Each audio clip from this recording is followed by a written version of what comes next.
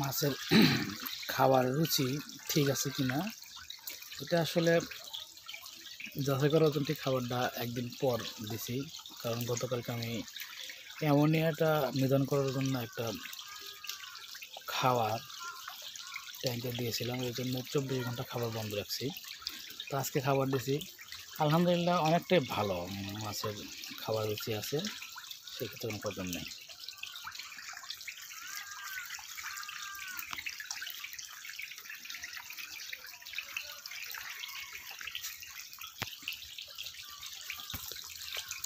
Zoom করে দেখাচ্ছি আজকে খাচ্ছে।